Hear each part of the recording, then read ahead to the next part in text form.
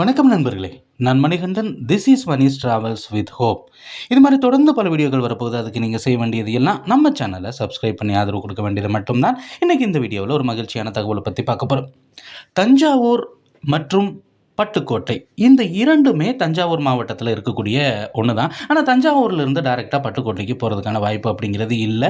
ஆனால் இதற்கான திட்டம் அப்படிங்கிறது ஒரு பக்கம் இருக்குது. ஆனால் இப்போது ஆறுதலாக கிடைத்திருக்கக்கூடிய விஷயம் என்ன அப்படின்னா, திருவாரூர் மாவட்டத்தில் இருக்கக்கூடிய மன்னார்குடியில் இருந்து பட்டுக்கோட்டைக்கு அமைக்கப்பட இருக்கக்கூடிய அந்த 41 கிலோமீட்டர் பாதைக்கான நிலம் கையகப்படுத்துவதற்கான குழுவை தமிழக அரசு அமைத்திருக்கிறது.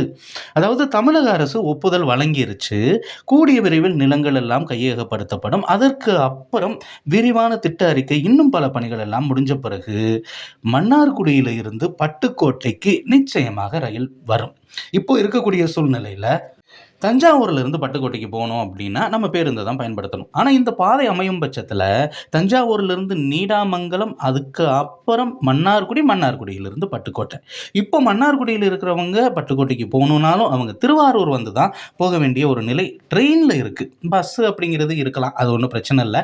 ஆனால் இந்த புதிய பாதை அமைஞ்சா பட்டுக்கோட்டை கூடிய விரைவில் ஜங்ஷனாக மாறுவதற்கான வாய்ப்பு அப்படிங்கிறது நிச்சயமாக இருக்கிறது. ஆனால் இப்போ தான் இதற்கான ஆரம்ப பணி அப்படிங்கிறத தொடங்கியிருக்காங்க. ஏற்கனவே பல ஆண்டுகள் நிறுத்தி வச்ச பிறகு மீண்டும் இந்த திட்டத்தை நிறுத்தி வைக்காமல் இருந்தால் ரொம்ப சந்தோஷமாக இருக்கும். அது மட்டும் இல்லாமல் இன்னும் பல புதிய பாதைகளுக்கு விரைந்து ஒப்புதல் வழங்கினாலும் ரொம்பவும் பயனுள்ளதாக இருக்கும்.